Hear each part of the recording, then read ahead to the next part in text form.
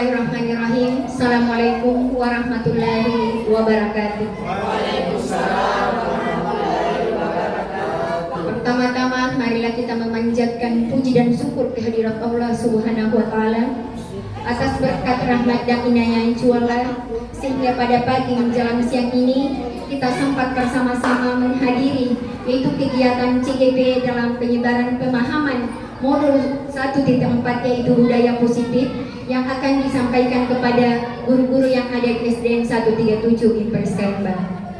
Dan untuk memanfaatkan waktu yang singkat ini, marilah kita bersama-sama membuka acara ini dengan membaca basmalah. Bismillahirrahmanirrahim.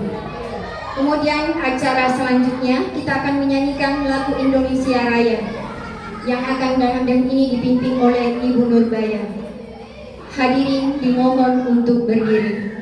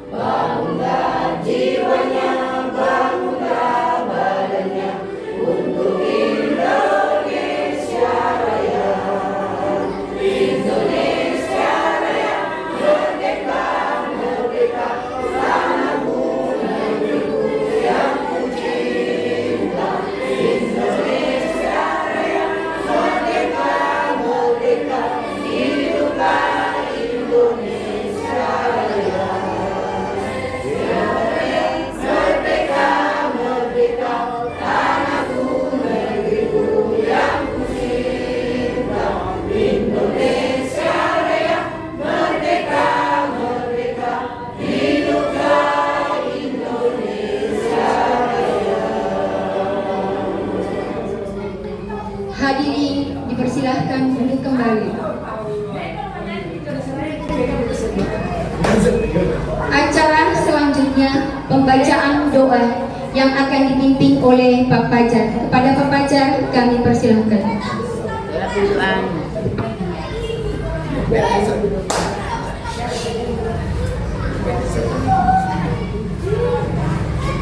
Assalamualaikum warahmatullahi wabarakatuh.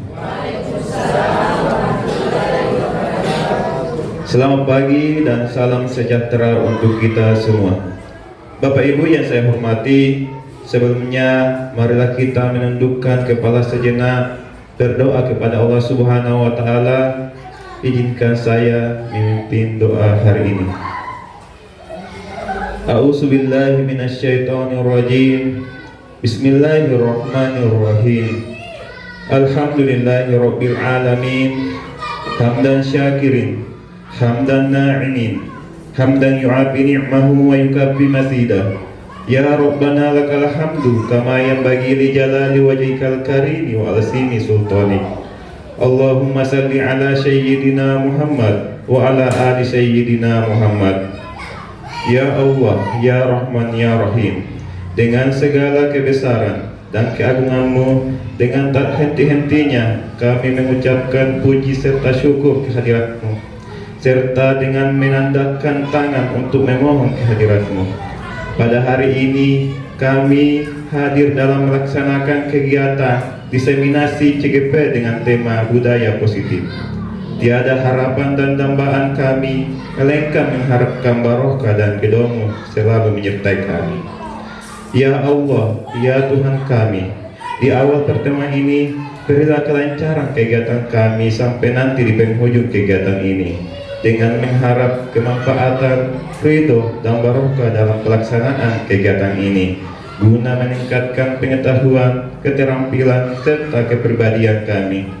Ya Allah, ya Tuhan kami, Tuhan yang Maha Pengasih lagi Maha Penyayang, ampunilah segala dosa dan kesalahan kami, kabulkanlah doa dan permohonan kami, terimalah tobat kami, dengarkanlah harapan dan permohonan kami. Rabbana atina fid dunya hasanah wa fil akhirati hasanah wa qina adzabannar.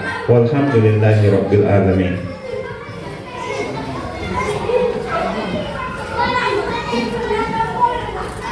Baiklah, kita melangkah ke cara selanjutnya, yaitu pengarahan oleh Ibu Kepala Sekolah. Kepada Ibu kami persilahkan.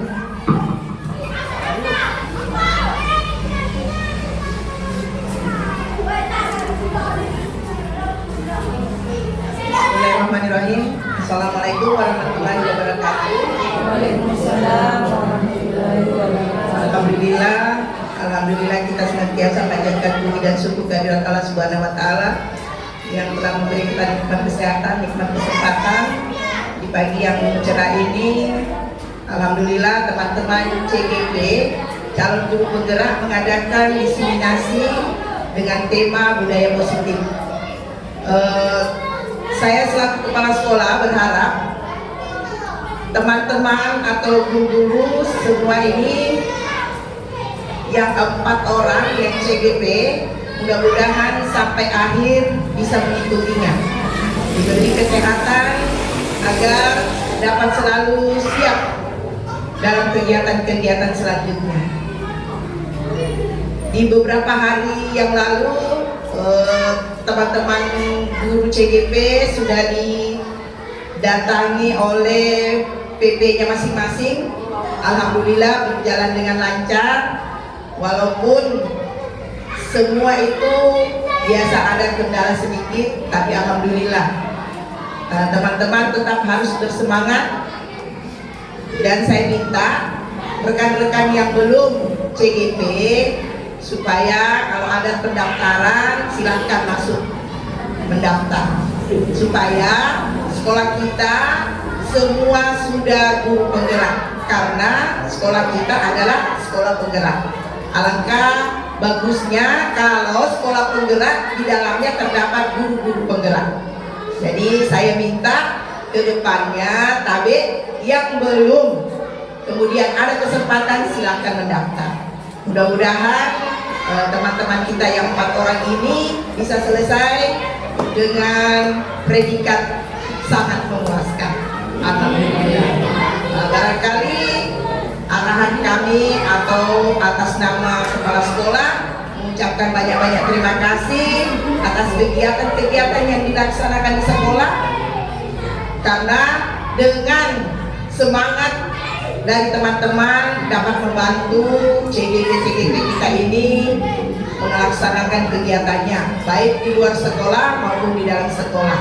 Ini kolaborasi yang sangat baik, kita saling mendukung dan saling berbagi ilmu, karena di CGP itu tentunya banyak sekali ilmu-ilmu yang didapat yang belum tentu didapat di sekolah. Jadi tadi untuk teman-teman CGP, kalau ada ilmu-ilmu baru kita dapat, tolong sebarkan di teman-teman supaya kita berbagi. Barangkali cukup sekian, lebih dan kurangnya mohon dimaafkan. Wabillahi taufiq wal hidayah. Assalamualaikum warahmatullahi wabarakatuh.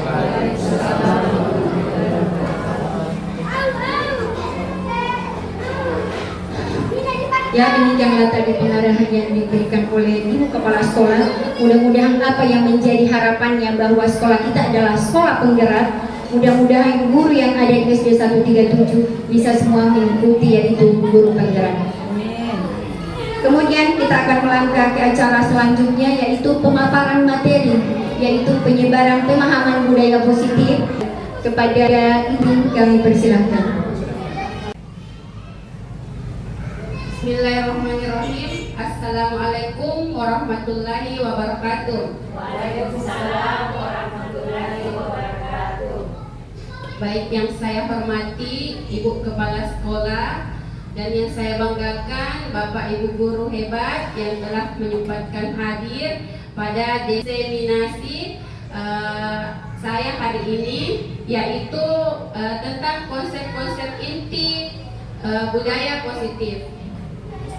Baik Bapak Ibu, hari ini mari kita belajar bersama, berkolaborasi, saling mendukung demi mewujudkan disiplin positif di sekolah yang tercinta. Baik Bapak Ibu, adapun konsep budaya positif yang pertama yaitu perubahan paradigma belajar. Yang kedua, disiplin positif. Yang ketiga, motivasi perilaku manusia. Yang keempat, kebutuhan dasar manusia. Dan yang kelima yaitu posisi kontrol. Dan yang keenam adalah keyakinan kelas. Yang ketujuh adalah segitiga restitusi. Baik Bapak Ibu, di sini saya ingin bertanya, bagaimana menurut Bapak Ibu budaya positif? Apa pengertian atau definisi menurut Bapak Ibu tentang budaya positif yang Bapak Ibu ketahui? Ada yang bisa? Ya baik Ibu. Terima kasih, saya akan mencoba menjawab yaitu apa itu budaya positif. Dari kata budaya artinya itu kebiasaan. Jadi positif itu hal-hal baik. Jadi pembiasaan yang hal-hal baik yang di sekolah yang pada akhirnya nanti menumbuhkan karakter peserta didik dalam melakukan proses pembelajaran dan beraktivitas di lingkungan sekolah. Itu barangkali. Ya, baik Bu, terima kasih atas pendapatnya.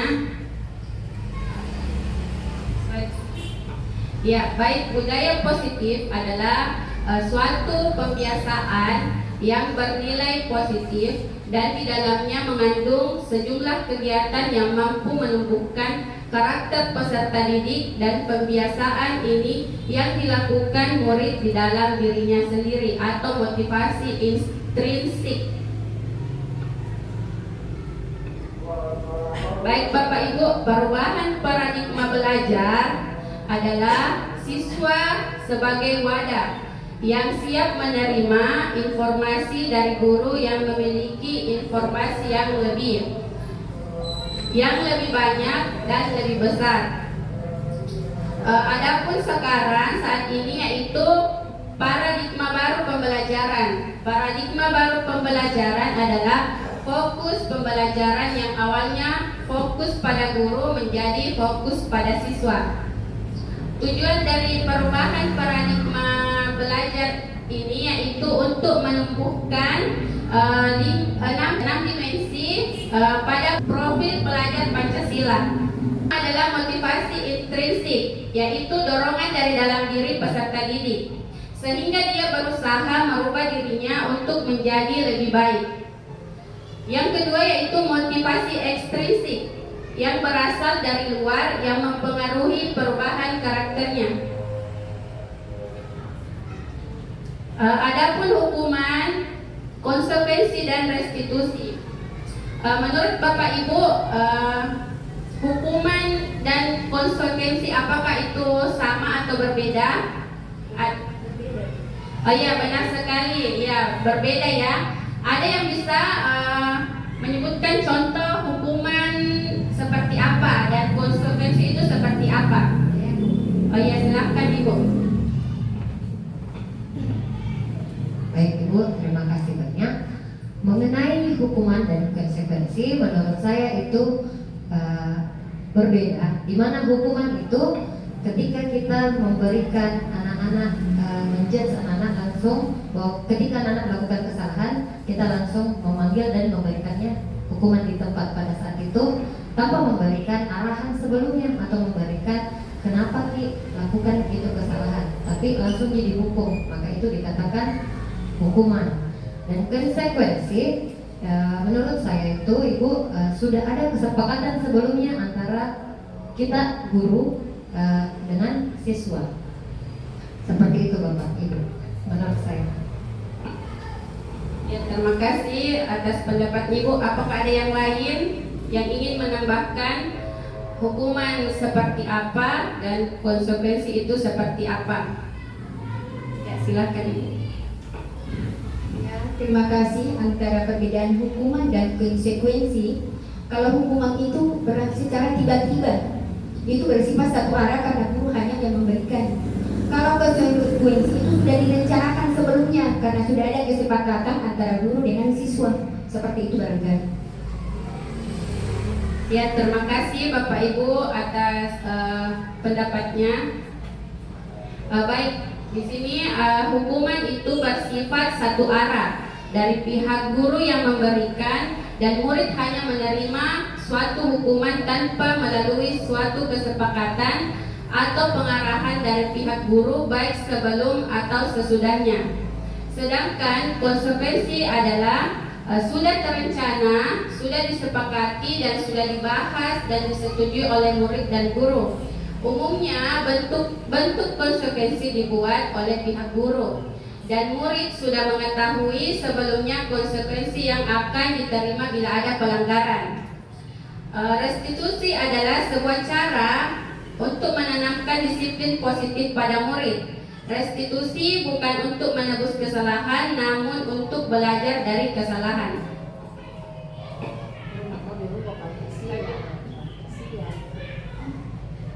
Ya, baik Bapak Ibu, apapun nilai yang terkandung pada setiap dimensi profil pelajar Pancasila, yang pertama yaitu beriman, bertakwa kepada Tuhan Yang Maha Esa dan berakhlak mulia. Nilai yang terkandung yaitu akhlak beragama, akhlak pribadi, akhlak kepada manusia, akhlak kepada alam, akhlak kepada negara. Kemudian nilai yang terkandung pada dimensi mandiri yaitu yang pertama kesadaran akan diri dan situasi, yang kedua yaitu regulasi diri. Dimensi ketiga yaitu bergotong royong. Nilai yang terkandung adalah kolaborasi, kepedulian, dan berbagi. Dimensi kebinekaan global. Nilai yang terkandung adalah mengenal dan menghargai budaya, komunikasi dan interaksi antar budaya, refleksi dan tanggung jawab, dan yang terakhir adalah berkeadilan sosial. Dimensi selanjutnya itu bernalar kritis. Nilai yang terkandung adalah yang pertama memperoleh dan proses informasi. Yang kedua yaitu analisis dan evaluasi penalaran. Yang ketiga adalah refleksi dan evaluasi. Dimensi yang terakhir adalah kreatif. Nilai yang terkandung adalah gagasan orisinal, karya orisinal, dan keluasan berpikir. Ya, sekarang Bapak Ibu kita lanjut pada miskonsepsi tentang makna kontrol. Nah, ada pun miskonsepsi yang pertama tentang makna kontrol, yaitu yang pertama ilusi bahwa orang dewasa memiliki hak untuk memaksa. Yang kedua, ilusi bahwa kritik dan membuat orang merasa bersalah dapat menguatkan karakter. Yang ketiga yaitu ilusi bahwa semua penguatan positif, efektif, dan bermanfaat. Yang terakhir adalah ilusi guru mengontrol murid. Baik Bapak Ibu, selanjutnya yaitu disiplin positif. Menurut Bapak Ibu, disiplin positif yang di sekolah sekarang diterapkan seperti apa? Ada yang bisa salah satu contoh disiplin di sekolah, disiplin positifnya yang sudah Bapak Ibu terapkan? Ya, silakan Ibu. Terima kasih banyak. Disiplin positif yang sudah saya terapkan di sekolah, yang maksudnya diterapkan di anak-anak didik, adalah di mana setiap pagi saya mengarahkan anak-anak untuk berbaris sebelum masuk sekolah. Di mana pada saat berbaris ibu, saya melihat kebersihan anak-anak. Kebetulan saya suka yang bersih-bersih. Jadi saya lihat kukunya. Terkadang itu anak-anak, orang tua di rumah kurang memperhatikan kebersihan kuku anak-anaknya. Jadi di sekolah saya sering melihat kukunya, apakah itu sudah bersih atau tidak. Dan pada saat berbaris, saya selalu melihat kerapihan rambutnya, kerapihan baik pakaiannya, dan setelah itu satu anak-anak saya biasakan salim sebelum masuk kelas itu. Terima kasih banyak. Ya, tepuk tangan untuk Ibu Edi. Ya, bagus sekali ya, salah satu contoh disiplin sebelum masuk ke dalam kelas. Jadi disiplin positif adalah disiplin yang mengacu pada diri, disiplin yang mengacu pada diri sendiri, atau kita sebut dengan disiplin diri, yang berarti mereka bisa bertanggung jawab terhadap tindakan mereka pada nilai-nilai yang diyakini. Disiplin positif merupakan salah satu cara penerapan disiplin yang bertujuan untuk menumbuhkan kesadaran serta memberdayakan anak untuk melakukan sesuatu tanpa penghargaan, ancaman maupun hukuman. Jadi Bapak Ibu, disiplin positif di sini tujuannya yaitu kita menumbuhkan kesadaran murid.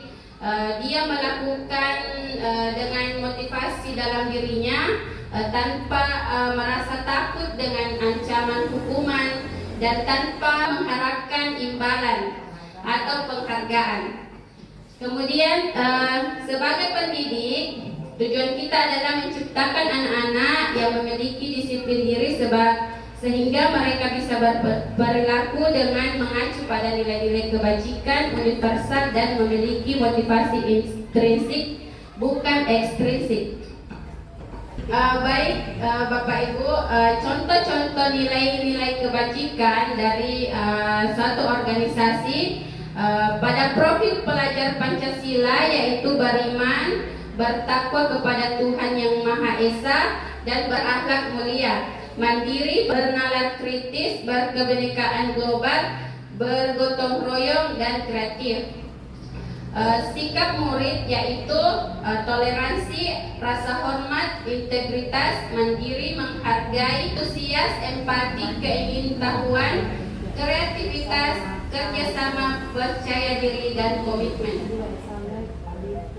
Baik Bapak Ibu, selanjutnya itu motivasi perilaku manusia. Perilaku motivasi manusia yaitu ada 3. Yang pertama di sini untuk menghindari ketidaknyamanan atau hukuman. Jadi di sini kita melakukannya untuk menghindari hukuman. Misalnya Bapak Ibu guru datang tepat waktu.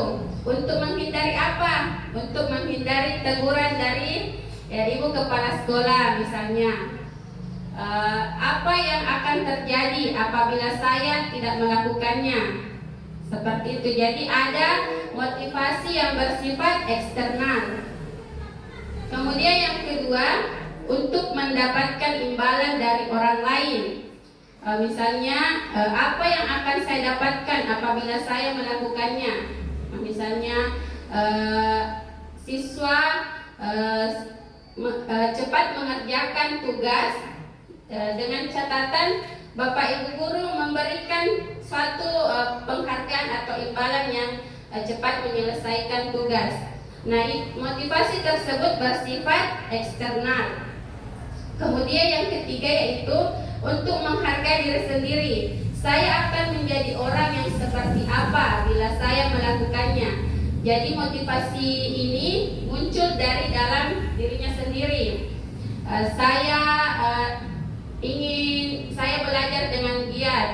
Ingin apa? Ada motivasi dalam dirinya tanpa dia mengharapkan imbalan atau penghargaan, tanpa menghindari hukuman.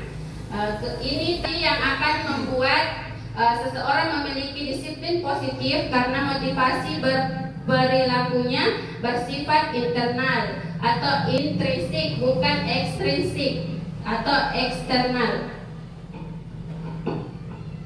Ya baik Bapak Ibu, selanjutnya yaitu dihukum oleh penghargaan. Dihukum penghargaan ini yang pertama pengaruh jangka pendek dan jangka panjang. Ini berlaku jika kita menggunakan penghargaan lagi dan lagi, maka orang tersebut akan bergantung pada penghargaan yang diberikan serta kehilangan motivasi dalam diri. Kemudian penghargaan tidak efektif. Jika kita memberikan seseorang suatu penghargaan untuk melakukan sesuatu, maka kita harus terus-menerus memberikan penghargaan itu. Jika kita tidak ingin orang tersebut meneruskan perilaku yang kita inginkan. Penghargaan merusak hubungan. Jadi penghargaan ini akan merusak hubungan ketika seseorang diberi penghargaan atau dipuji di depan orang banyak, maka orang lain akan merasa iri, dan biasanya ada dari mereka akan tidak menyukai orang yang diberikan penghargaan tersebut. Kemudian penghargaan mengurangi ketepatan. Jadi anak-anak yang mendapatkan permen jawabannya banyak yang tidak tepat dibandingkan anak-anak yang hanya diberitahu jawabannya benar. Jadi anak-anak di sini hanya ingin tugasnya cepat selesai tanpa melihat proses apa yang terjadi di dalam pembelajaran. Misalnya anak-anak kurang bekerja sama karena dia merasa dirinya lebih bisa dan ingin mendapatkan penghargaan dari gurunya. Kemudian penghargaan menghukum. Penghargaan menghukum di sini dengan memberikan penghargaan dan hukuman adalah hal yang sama, karena keduanya mencoba mengendalikan perilaku seseorang. Ya baik Bapak Ibu, bentuk program kebajikan atau apresiasi. Yang pertama yaitu beri pengakuan secara khusus. Yang kedua beri pengakuan secara pribadi.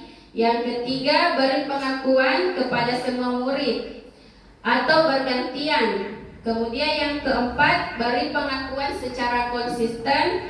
Yang terakhir yaitu fokus pada proses. Baik Bapak Ibu, contoh pengakuan atau apresiasi kebajikan yang yaitu ada pembuka, ada nilai kebajikan, dan ada situasi. Contoh pertamanya, kemarin saya perhatikan nilai kebajikannya, rasa empatimu besar sekali, dan situasinya pada saat menolong murid baru di kelas kita. Jadi ibu guru mengatakan kepada murid, kemarin saya perhatikan rasa empatimu besar sekali pada saat menolong murid baru di kelas kita. Yang kedua, saya menghargai kepedulianmu pada saat kamu membantu teman-temanmu di tugas kelompok. Yang ketiga yaitu terima kasih untuk rasa tanggung jawabmu pada saat kamu memungut kertas-kertas yang berserakan di lantai. Baik Bapak Ibu, tugas perbedaan hukuman dan konsekuensi. Tindakan guru, di sini kita akan menjawab bersama-sama pernyataan mana yang termasuk ke dalam hukuman dan pernyataan mana yang termasuk konsekuensi. Yang pertama yaitu mencatat 100 kali di dalam buku kalimat, saya tidak akan terlambat lagi karena terlambat ke sekolah. Apakah ini termasuk hukuman atau konsekuensi? Hukuman. Ya, kita kunci dulu jawabannya, yaitu hukumannya. Kemudian yang kedua, lari mengelilingi lapangan basket 2 kali karena terlambat hadir di sekolah. Apakah hukuman atau konsekuensi? Ya, hukuman. Nah, kita kunci jawabannya, hukuman yang kedua. Kemudian lanjut yang ketiga, murid diminta untuk push up 15 kali karena tidak menggunakan masker ke sekolah. Termasuk hukuman atau konsekuensi? Ya. Baik, kita kunci yang ketiga adalah hukuman. Kemudian yang keempat, menggantikan kertas tugas teman yang telah dicoret-coret. Ya, baik, yang keempat kita kunci konsekuensi. Kemudian yang kelima, membersihkan tumpahan air di meja tulis karena tersenggol pada saat belajar. Ya, Baik, konsekuensi kita kunci. Kemudian yang keenam, murid disuruh untuk mengenakan sepatu seharian di sekolah karena tidak mengenakan sepatu hitam. Ya, baik, kita kunci hukuman. Dan yang terakhir, lari mengelilingi lapangan basket 2 kali karena terlambat 10 menit untuk pelajaran PJOK. Ya, baik, kita kunci hukuman. Ya, baik Bapak Ibu, terlihat di sini yang pertama adalah hukuman, yang kedua hukuman, dan yang ketiga hukuman, 4 dan 5 konsekuensi, 6 adalah hukuman. Ya, baik Bapak Ibu, sudah benar semua. Tepuk tangan dulu. Ya, kita lanjut. Kemudian di sini ada perbedaan hukuman dan konsekuensi. Hukuman yaitu sesuatu yang menyakitkan dan harus terjadi, kemudian membuat anak sakit secara fisik maupun hati. Kemudian yang ketiga, anak membenci kedisiplinan. Kemudian yang keempat yaitu paksaan. Selanjutnya mendorong anak menyakiti diri sendiri. Kemudian konsep diri yang buruk, anak belajar untuk menyembunyikan kesalahan. Kemudian marah, ada rasa bersalah, dipermalukan, dan merasa tak dihargai. Kemudian konsekuensi itu yaitu sesuatu yang harus terjadi dan membuat anak merasa tidak nyaman dalam jangka waktu pendek. Anak menghargai disiplin, stimulus tanggapan, mendorong anak agar mudah menyesuaikan diri. Konsep diri yang baik, anak belajar untuk mematuhi peraturan. Dan yang terakhir, anak kehilangan hak, dibuat tidak nyaman dan diasingkan untuk sementara. Selanjutnya Bapak Ibu, kita lanjut pada pembahasan restitusi. Apa itu restitusi? Jadi restitusi adalah proses menciptakan kondisi bagi murid untuk memperbaiki kesalahan mereka sehingga mereka bisa kembali pada kelompok mereka dengan karakter yang lebih kuat. Restitusi juga merupakan proses kolaboratif yang mengajarkan murid untuk mencari solusi untuk masalah mereka dan membantu murid berpikir tentang orang seperti apa yang mereka ingin dan bagaimana mereka harus memperlakukan orang lain.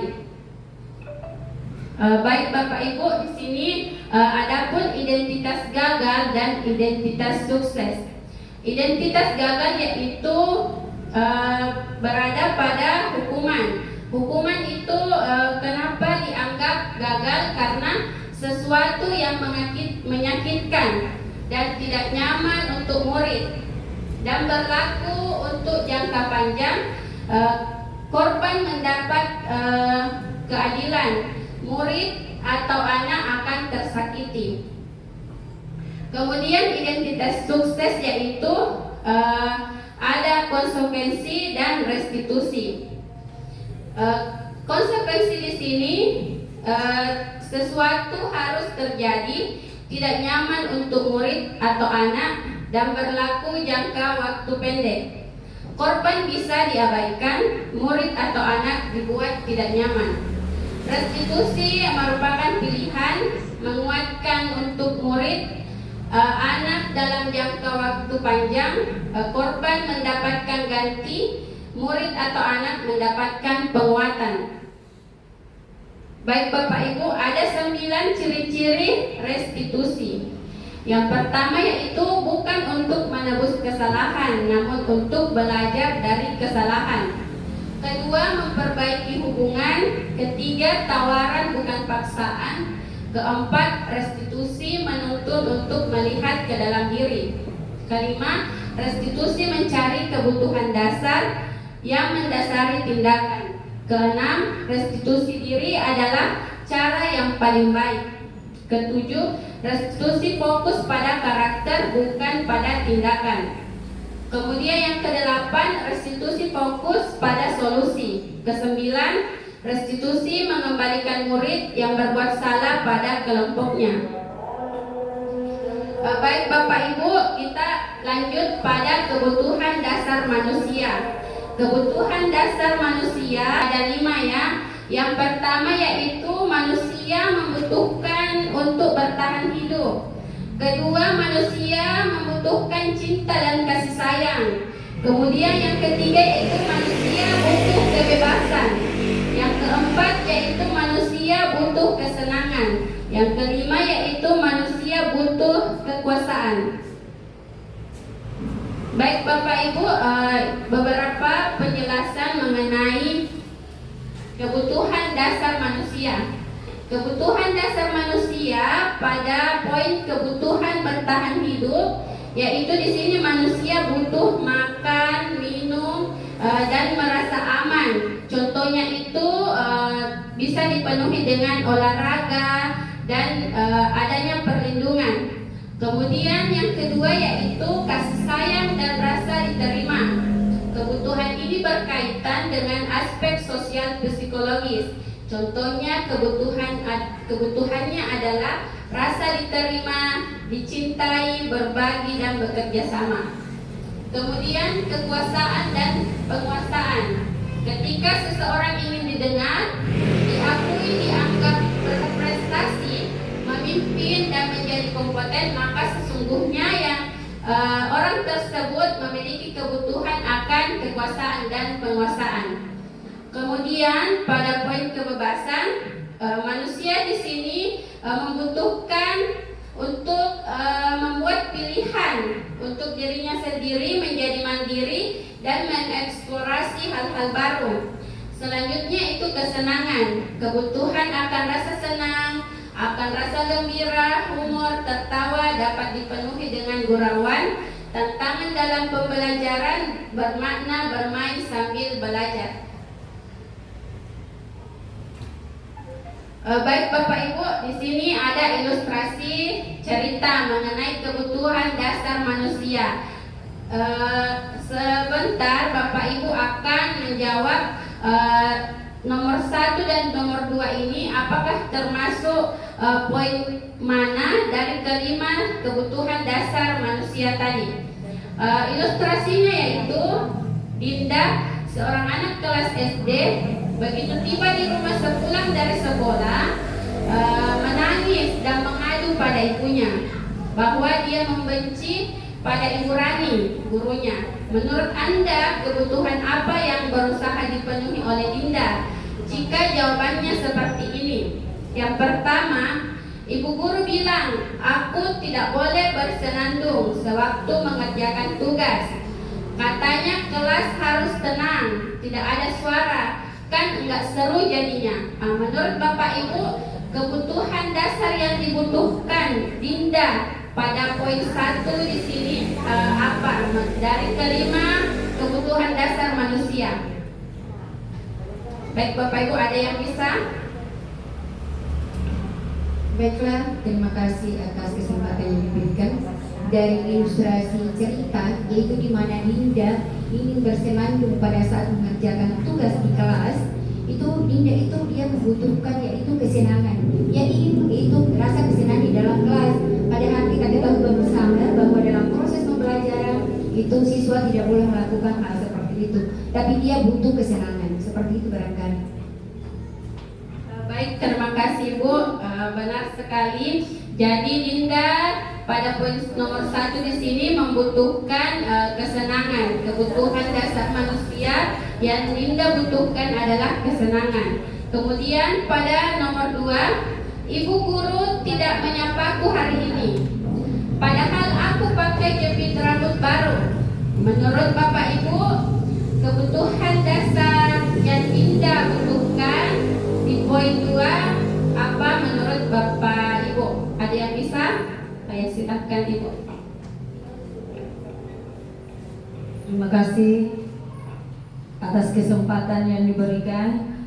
Jadi menurut saya di poin kedua, Ibu guru tidak menyapaku hari ini, padahal aku pakai jepit rambut baru. Menurut saya di sini yaitu dia memerlukan kasih sayang, di mana ingin diperhatikan ketika dia memakai jepit rambut baru. Terima kasih. Assalamualaikum warahmatullahi wabarakatuh. Ya, baik Bapak Ibu Guru, sudah benar sekali yang tadi Ibu katakan, Ibu Siti Nurbaya, bahwa pada poin kedua Dinda membutuhkan kasih sayang karena ibu gurunya tidak menyapanya. Ya, selanjutnya, baik Bapak Ibu, ada 5 posisi kontrol guru. Yang pertama yaitu sebagai penghukum, guru sebagai pembuat rasa bersalah, dan yang ketiga guru sebagai teman. Yang keempat adalah guru sebagai pemantau. Yang kelima adalah guru sebagai manajer. Guru sebagai penghukum, di mana seorang penghukum bisa menggunakan hukuman fisik maupun verbal. Yang kedua yaitu guru sebagai pembuat rasa bersalah, biasanya guru akan bersuara lebih lembut. Yang ketiga yaitu guru sebagai teman, di mana guru pada posisi ini tidak akan menyakiti murid, namun akan tetap berupaya mengontrol murid melalui persuasi. Yang keempat yaitu guru sebagai pemantau. Guru di sini sebagai monitor, berarti mengawasi murid. Kemudian yang kelima yaitu manajer. Manajer di mana respon yang menunjukkan tanggung jawab guru.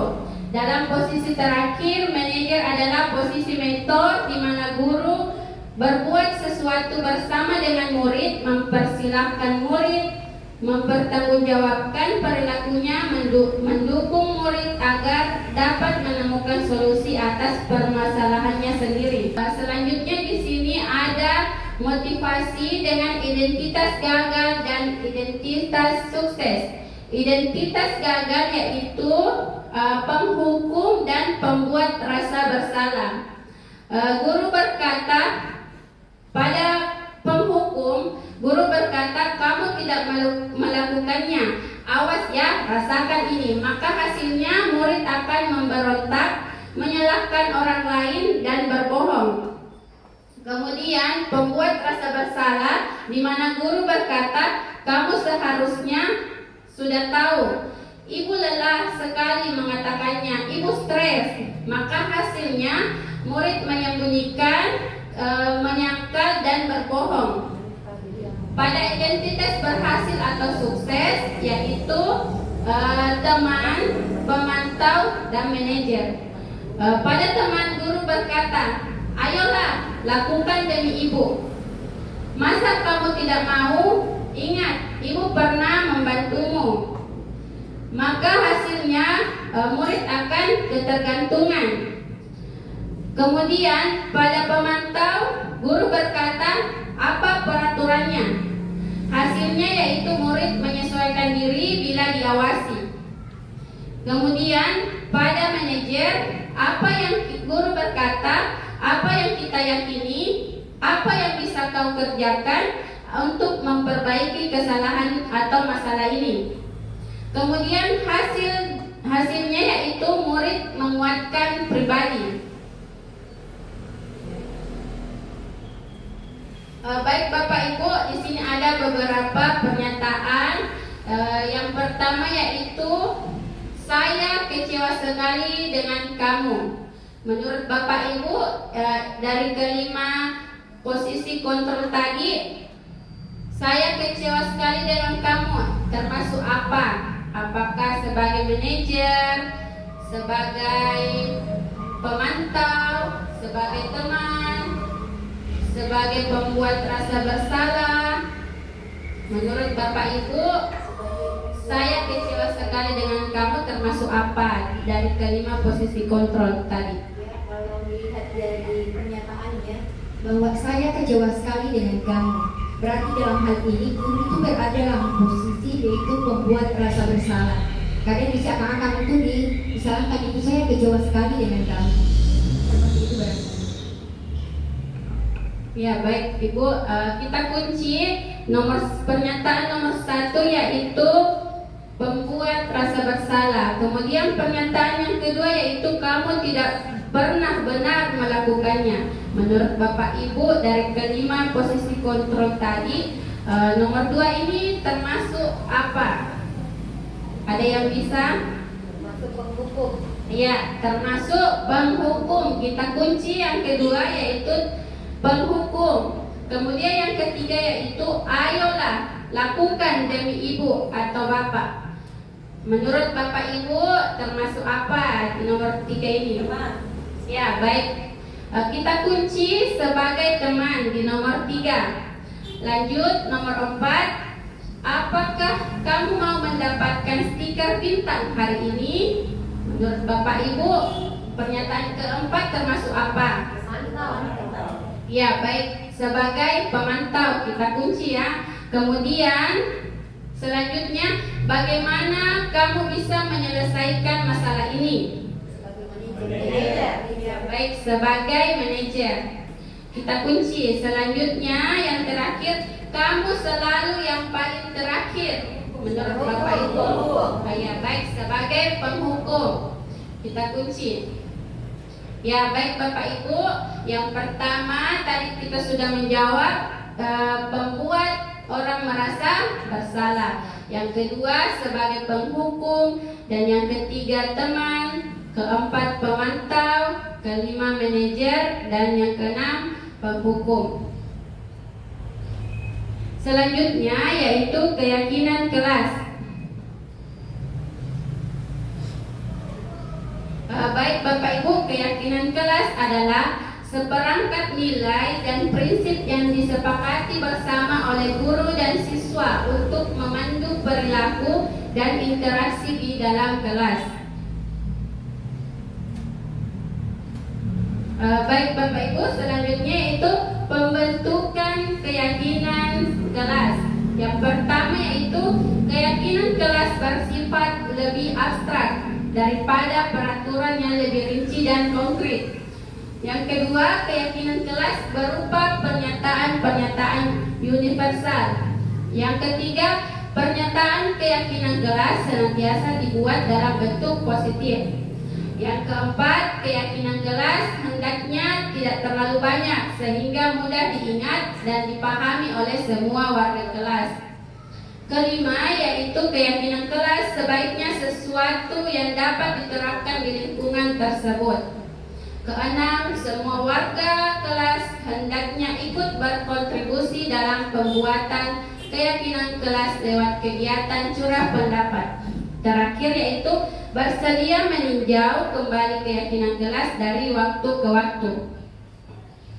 Baik Bapak Ibu, ada beberapa contoh keyakinan kelas. Yang pertama yaitu disiplin. Siswa datang tepat waktu.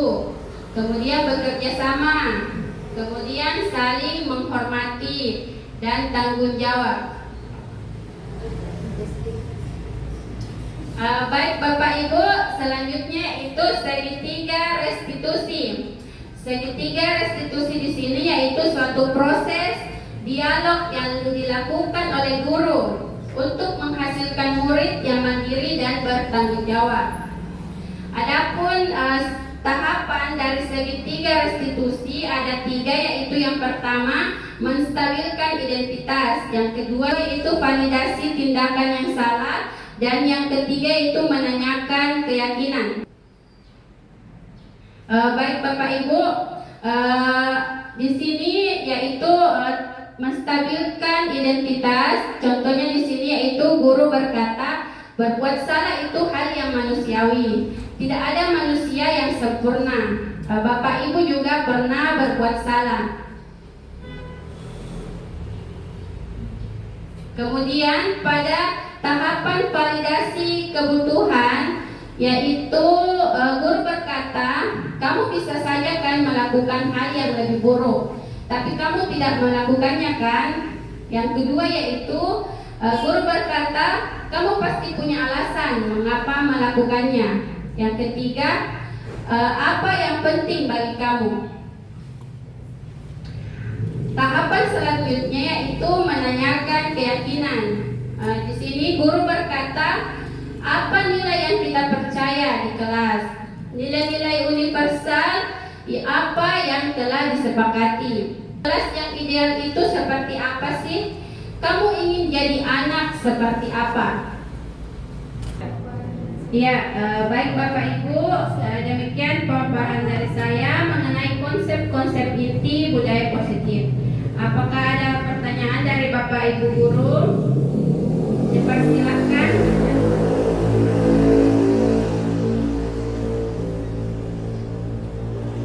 Assalamualaikum warahmatullahi wabarakatuh. Terima kasih atas kesempatan yang diberikan kepada saya. Jadi pendidikan sekarang sudah menerapkan kurikulum merdeka. Hal ini tidak lepas atau berkaitan dengan kegiatan budaya positif yang diterapkan di sekolah, yaitu salah satunya keyakinan kelas. Yang ingin saya tanyakan, apakah perbedaan antara keyakinan kelas dan peraturan kelas? Karena selama ini sebelum diterapkan IKM, kita di sekolah hanya menerapkan peraturan kelas.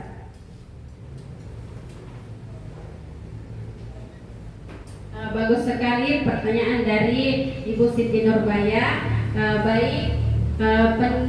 Keyakinan kelas adalah bersifat positif dan keyakinan kelas itu terbentuk dari kesepakatan guru dan siswa. Jadi di sini siswa diminta untuk menuliskan keyakinan kelas yang akan disepakati, sehingga keyakinan kelas itu tidak berbentuk paksaan karena sudah disepakati dari awal. Kemudian peraturan kelas itu bersifat negatif karena jika tidak melakukannya otomatis akan dihukum atau ada konsekuensi dari tindakan ketika kita melanggar peraturan kelas tersebut.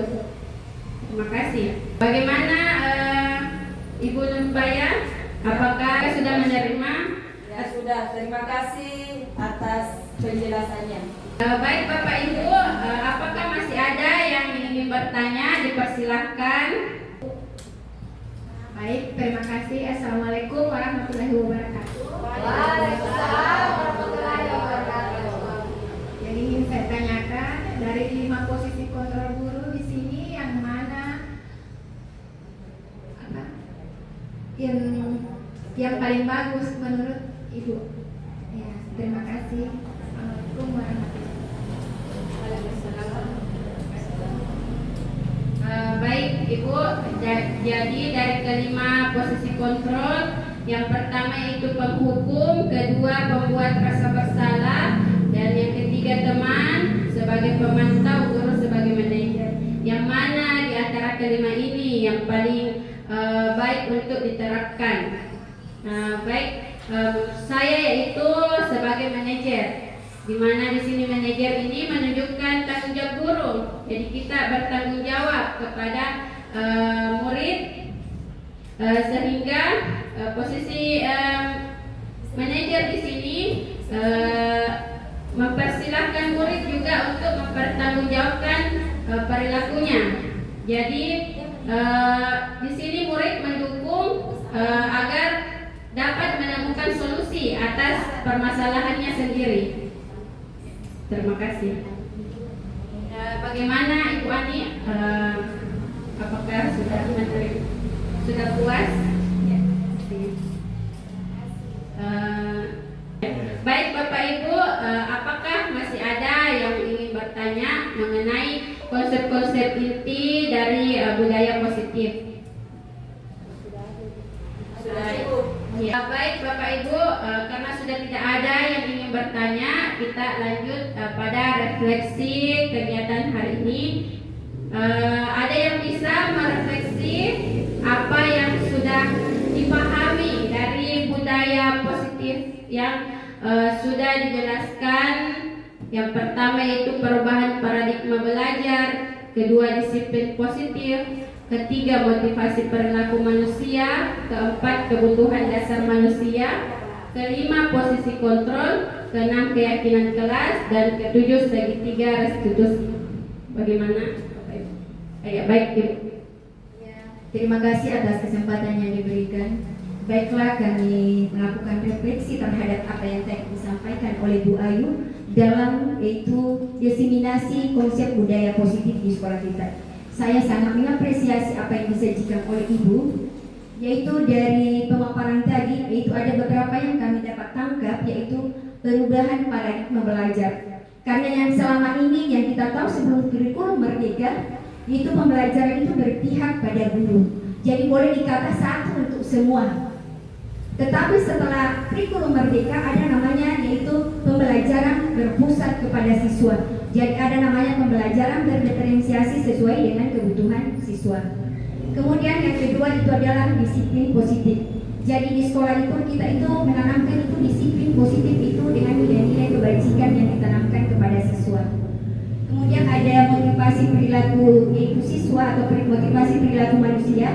Ada tadi dua, yaitu ada motivasi intrinsik dan ada motivasi ekstrinsik. Yang mana motivasi intrinsik yaitu adanya pemberian hukuman atau hadiah. Kemudian yang masuk dalam motivasi intrinsik yaitu adanya kesadaran diri dalam diri manusia atau peserta didik. Kemudian kebutuhan dasar manusia sesuai yang telah dijelaskan tadi, yaitu ada 5, yaitu kebutuhan untuk bertahan hidup, ada kesenangan, ada kebebasan, dan apalagi ada penguasaan, kemudian posisi kontrol, yaitu ada 5 posisi kontrol guru, yaitu ada sebagai posisi sebagai jagal, yaitu dimana sebagai teman dan pembuat rasa bersalah. Kemudian yang berhasil yaitu ada sebagai teman dan sebagai pemantau dan manajer. Kemudian keyakinan kelas ini cukup luar biasa yang saya dengar tadi, yaitu mudah-mudahan kita dapat mengaplikasikan di kelas, yaitu ada perbedaan antara keyakinan kelas dan yaitu peraturan kelas. Sebagaimana tadi ada pertanyaan dari Bu Baya, bahwa apa perbedaan keyakinan kelas dengan yaitu peraturan kelas. Jadi ternyata yang selama ini peraturan kelas itu hanya guru yang membuat. Jadi tidak ada itu rasa memiliki untuk siswa. Tetapi keyakinan kelas yaitu dibuat yaitu siswa bersama guru. Jadi sama-sama saling yaitu punya kontribusi untuk melakukannya. Kemudian keyakinan kelas itu yaitu simpel, sedikit saja, tidak seperti yang peraturan yang panjang-panjang. Jadi mudah diingat oleh siswa. Kemudian segitiga restitusi ada 3 tadi bahkan yang saya perhatikan itu yang pertama itu stabilkan identitas. Jadi kalau siswa bersalah, kita ini guru harus melakukan yang namanya dilakukan dengan cara segitiga restitusi. Kemudian stabilkan dulu identitas, kemudian validasi penjelasan, kemudian menanyakan keyakinan apa yang telah disetujui bersama. Mungkin itu barangkali yang saya sempat sampaikan. Assalamualaikum warahmatullahi wabarakatuh. Waalaikumsalam. Yang berikan tepuk tangan yang meriah ya, terima kasih. Baik, cukup sekian hari ini kegiatannya. Baik, saya kembalikan ke moderator.